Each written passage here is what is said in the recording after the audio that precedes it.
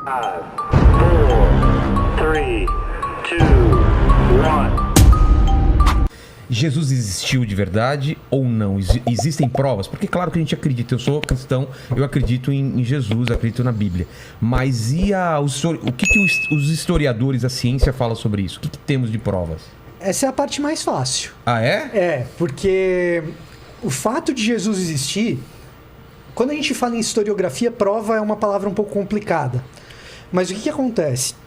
Quando você olha para os documentos que a gente tem, os documentos que a gente tem dão conta de existência de comunidades que criam em Jesus, que são contemporâneas dele. O que eu estou querendo dizer com isso? Você pega, por exemplo, os primeiros documentos que estão na Bíblia, os primeiros documentos em ordem de redação, que estão no Novo Testamento, melhor dizendo, são as cartas de Paulo. As cartas de Paulo, se você for pegar a primeira de todas, tem uma discussão se é a primeira Tessalonicense, se é Gálatas, mas assim, pessoal mais crítico, historiador mesmo, geralmente vai com 1 Tessalonicenses. E aí 1 Tessalonicenses, esse pessoal geralmente data do início da década de 40 da nossa era, da era cristã, da era comum. Início da década de 40 significa que lá no ano 40, Paulo já tinha passado por ali, já tinha plantado uma comunidade, a comunidade acreditava em Cristo, e era uma comunidade que tinha judeu perseguindo Paulo, indo atrás dele. Pô, por que esse cara está falando desse Messias que foi crucificado pelo Império Romano? Então você está falando do intervalo aí entre a morte de Jesus e a existência de uma comunidade com um número razoável de pessoas que acreditavam nessa história e que poderia ter sido persuadida a não acreditar nessa história com a seguinte frase: esse doido desse Paulo está falando de um cara que nunca existiu. Ah, é? Poderiam, né? Vamos lá. Tem uma galera perseguindo Paulo porque ele está falando que Jesus é o Messias. Exato. Ele vai lá, planta uma comunidade em Tessalônica. 40 anos depois. Pouco antes, porque ele escreve a carta 10 anos depois. Entendi. Então, ano 33, Jesus morre. Tá. Ano 42, possivelmente, data de redação de 1 Tessalonicenses. Então, 9 anos depois. Então, você pega Paulo escrevendo sobre Jesus para uma comunidade que já existe, que ele mesmo fundou, ali em Tessalônica. Quando ele funda essa comunidade em Tessalônica, ele está sendo perseguido por judeus que estão dizendo assim: esse Jesus que você está falando não é o Messias. E o que esses caras poderiam dizer para essa comunidade? Paulo é um mentiroso. Paulo é um mentiroso. Jesus nunca existiu. Poderiam. Não é o que acontece. Não é o que acontece. Eles questionam se Jesus ressuscitou ou não. Eles usam uma seguinte artimanha: olha, o que Paulo está dizendo é que esse tal desse Jesus, ele é o verdadeiro Senhor e não César do Império Romano, então persegue esse cara porque ele está com uma ideologia anti-imperial. Mas em momento nenhum, Paulo ou os primeiros cristãos têm que se defender da acusação de que Jesus não, esse cara nunca existiu. Entendi. Então, e é muito próxima a data. Seria muito fácil você chegar e dizer o seguinte: olha, eu tenho fulano, cicrano, beltrano e fulano aqui que moram na Judéia e nunca teve esse tal de Jesus. Vai até Nazaré, viaja até Nazaré, pergunta lá se em Nazaré teve esse Jesus aí. Seria muito fácil, por quê? Porque são eventos praticamente contemporâneos. Ou contemporâneos, dá para se dizer. Então, quando a gente fala em historiografia, a gente não fala em provas, mas os indícios da existência de um Jesus de Nazaré são indícios muito fortes. Além disso, você tem algumas evidências que são extra-bíblicas.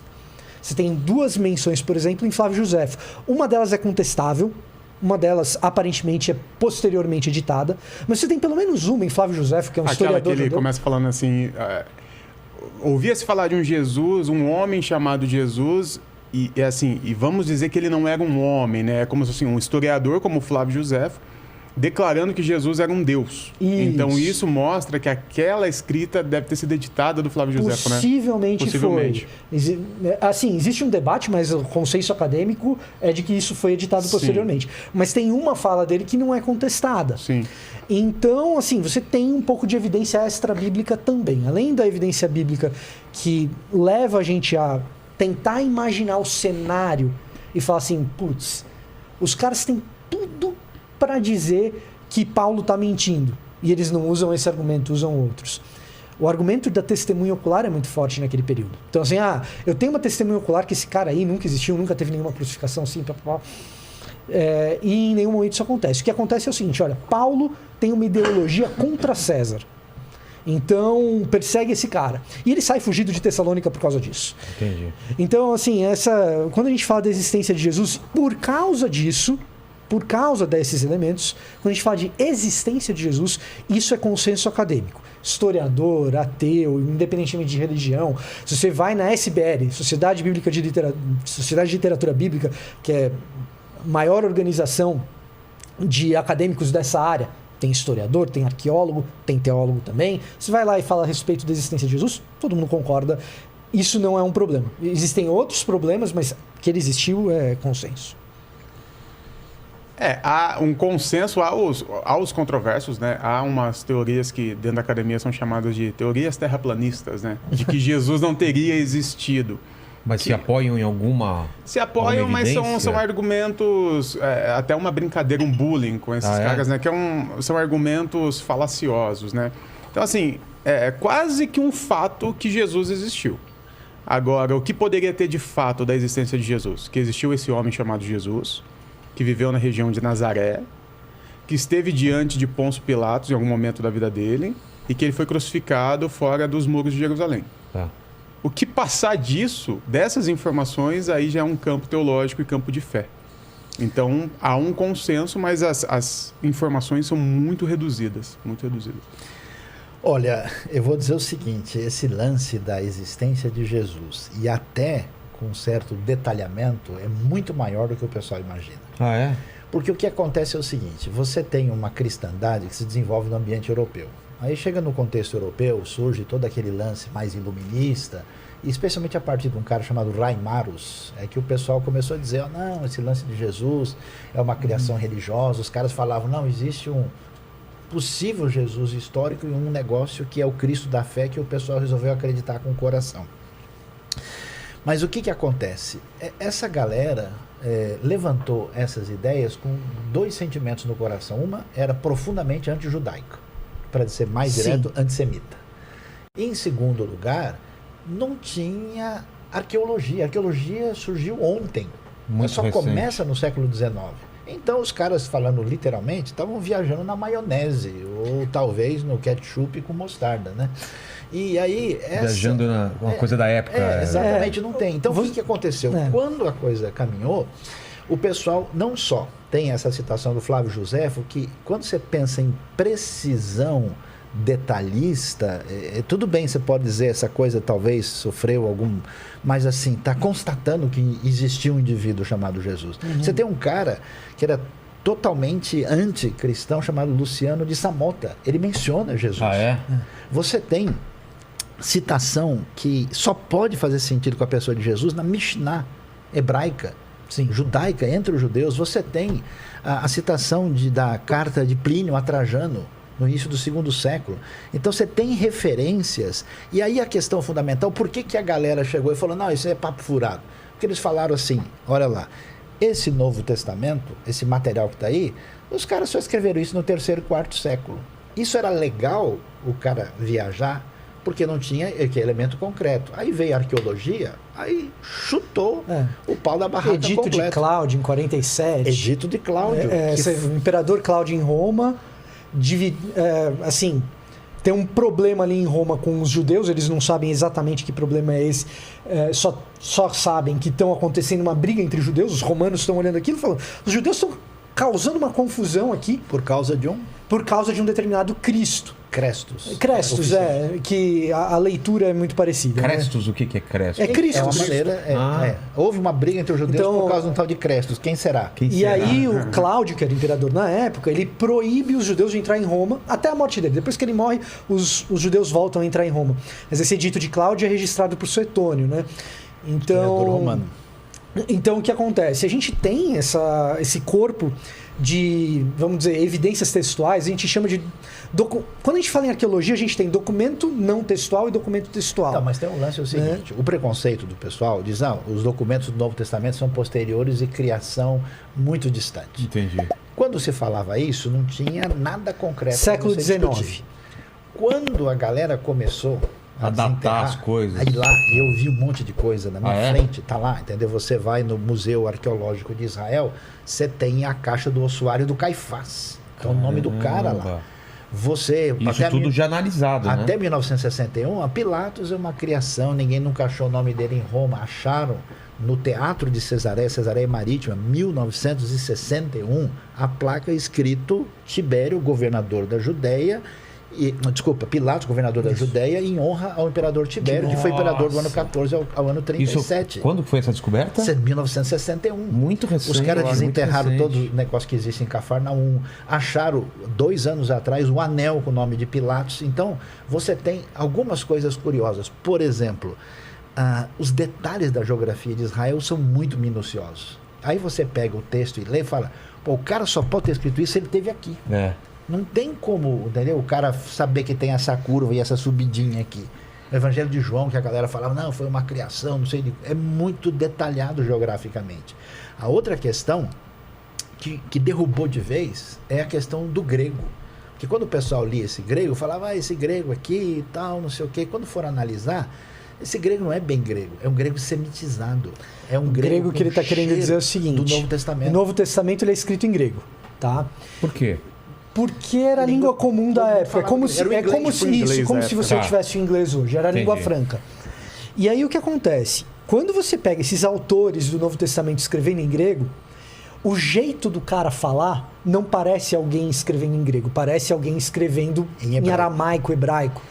Por exemplo, vou dar um exemplo aqui, já que esse podcast é conhecido pela proficiência em língua inglesa que os convidados têm. Entendeu? Entendeu a ironia? Foi uma piadinha. Foi uma piadinha? Want to buy Cruzeiro? Want to buy Cruzeiro? Não sei se esse pecado tem perdão, hein? Cara. Perdão aos envolvidos aí. Perdão. Mas o que acontece? Inclusive minha também, tá? Só pra deixar claro. Eu também não sei nada de inglês. Mas assim, você sabe o suficiente pra saber que assim, casa é house. Sim. E aí eu vou falar bem como a gente brasileiro fala, casa é house. Tá. House.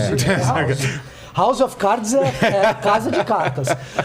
Aí eu falo assim, não, hoje eu vou na casa do Vilela. Aí você fala assim, bem brasileiro. I'm going to the house of Vilela. Certo? Entendi. Like I nós like, mas Mônica é good. Eu falei, Não é como um cara que conhece a língua escreveria. I'm going to Vilelas. A construção é o português passado pro inglês, literalmente. Mas o lance é isso. Se esse negócio tivesse sido feito lá no ambiente grego 2, 3 séculos depois, os caras não iam falar desse jeito, nós vai, nós fica, nós foi. Entendeu? Então é essa pegada, esse lance da língua matou a pau. E algumas descobertas arqueológicas fundamentais também. Por exemplo, ele está falando de Tessalônica, né? O pessoal, mas negócio de Paulo, quando é que começou? Os caras acharam lá em Corinto uma peça arqueológica que está no Museu de Delfos, na Grécia, que botou na cronologia do detalhe as viagens do apóstolo Paulo. Foi uma inscrição de Gálio, que ele era procônsul da Acaia. E Paulo encontra com Gálio em Corinto. Então, isso aí é uma inscrição histórica do Império Romano. Então, a galera que fala assim, uns têm uma opinião, outros têm outra. Na verdade, uns estudaram direito, outros não estudaram ainda. É simples assim. Um dos argumentos para dizer que Jesus não existiu é porque não há, tirando a citação do Flávio Joséfo, é que não há nenhuma citação mais sobre Jesus. Mas não havia naquela época de uma pessoa normal. Mas tem. Não, tem poucos. Mas pode ser burra a minha pergunta, mas existia certidão de nascimento? Como tem hoje? Não, mas Jesus nasceu em tal lugar? Não para massa, não para o povão. Não, mas a gente teria acesso a isso? Não, a gente não tem esse tipo de coisa. Porque o povão não tinha isso. Você tem uma noção. Até uma coisa que, assim, por exemplo, nome das pessoas, pessoa do povão, assim, é fulano, filho do ciclano. Não tinha nem direito sobrenome muito. Do jeito que é hoje, é bem recente. Hoje, no Brasil, mais de 90% da população é alfabetizada. Naquela época, era de 1 a 3% das pessoas sabiam escrever o próprio nome. Nossa. Então, o fato de Jesus ser citado no primeiro século, depois no segundo, isso mostra que ele, sendo um homem da classe trabalhadora, que não tinha dinheiro, não tinha nenhuma posição no governo, ele ser citado, ele foi um cara especial de alguma forma. Relevante de alguma forma. Então, mas vamos lá. Qual que é a questão que você tem que entender? Jesus não é um governador, não é um rei. O Herodes, que é o Herodes o Grande, que construiu metade das coisas da época romana que você vê em Israel, tem 13 construções gigantescas, o cara, ele era o máximo. Não tinha nenhuma prova arqueológica da existência do Herodes. Até que os caras descobriram o lugar onde ele foi sepultado, chamado Mesmo o Herodion. Herodes? O Herodes, o grande Herodes. A gente tinha. Então, aí o que eles acharam? Acharam a garrafa de vinho do cara. Que é escrito do Herodes, Lemeller. Aí apareceu Não lá. tinha. Então, Se perderam de Herodes o rei. Então, a arqueologia é nova, como então o Sayão não falou. tem a prova concreta. Agora, Jesus não tem como ele ter deixado um palácio, porque ele não era, ele não vivia lá. Mas o que a no gente Mar da tem é uma Galileia. farta documentação textual. É aquela história. Em arqueologia você tem documento não textual, um anel do fulano, uma pequena inscrição de algo. Ou mesmo, um documento não textual, você tem, por exemplo, o pé de alguém crucificado com um cravo enfiado e você encontra. 1968, o crucificado de Givat Hamitvar. Então você encontra. Você não vai poder dizer que aquilo ali é Jesus crucificado, mas você encontra essas coisas. Agora, você tem documentação textual. Documentação textual é o quê? Putz, um texto razoavelmente longo, um fragmento de texto razoavelmente longo, e que você consegue mais ou menos datar, e você tem uma noção de conteúdo daquilo. Quando você vai para esses documentos textuais e você data esses documentos textuais e você vê a abundância de documentos textuais, fica muito difícil você dizer, esse Jesus aí nunca existiu, porque quando você imagina o cenário daquelas pessoas recebendo aqueles textos, não tem como ele... É que Jesus não pode ter sido inventado. Esse que é o problema. Também tem isso. Você do tem nada inventar. um monte de coisa escrito sobre o cara, e aí esse cara nunca existiu. Como assim? Aí você vai analisar esses documentos, toda a pertinência dos documentos do ponto de vista da cultura, da sociedade, que, aliás, os estudos mais profundos sobre isso aconteceram nos últimos 50 anos. E o detalhe é o seguinte: o judaísmo tradicional não reconhece Jesus como a tradição cristã. E hoje você tem, por exemplo, um expert que era um gênio de mão cheia, chamado Davi Flusser, professor da Universidade Hebraica de Jerusalém. Esse cara escreveu um dos melhores livros sobre Jesus que jamais foi escrito. E o que esse cara diz? Ele diz assim: Jesus foi um rabino, um indivíduo que viveu dentro do contexto judaico a vida toda, e ele nunca quis criar uma nova religião. E o que ele diz? Não tem nenhum sentido você negar a existência de Jesus. Ele não acredita nos ele não é um ensinamentos messiânico, cristãos. né? Ele não é um Nada, mas nem de messiânico. perto. Ele não acredita em nada da teologia cristã, Da espiritualidade. da espiritualidade. Ele tem uma perspectiva judaica, e ele, assim, em Israel eu converso com judeus ateus. Se você falar para ele, Jesus nunca existiu, o cara dá risada. Não faz sentido. Porque todos acreditam. Porque os caras estão lá adiante, tem as peças no museu, eles têm as coisas para verem, entendeu? Agora, é claro... A questão com os judeus não é se ele existiu ou não, mas é se ele é Messias, se ele é Messias ou não. Com os judeus, com os Se é o islâmicos Salvador, também. Então, o islâmico também, ele acredita na existência de Como um Jesus. profeta. Como uma espécie de profeta. Como Agora, nem tudo que aparece na tradição cristã, ou nem tudo que você vai ver nos lugares, é de fato ligado à tradição, à realidade histórica de Jesus. Então tem muita coisa aí que, por exemplo, Jesus não nasceu dia 25 de dezembro. Falar. Por Básico, que se escolhe essa data de 25 de dezembro como o nascimento de Jesus? Bom, primeiro é impossível saber quando Jesus nasceu. Fala pessoal, nos primeiros 50 dias eu tive um resultado bem satisfatório na barba, só usando o trioxidil. Então se você tem problema com a barba falhada ou com a queda de cabelo, clique no primeiro link da descrição.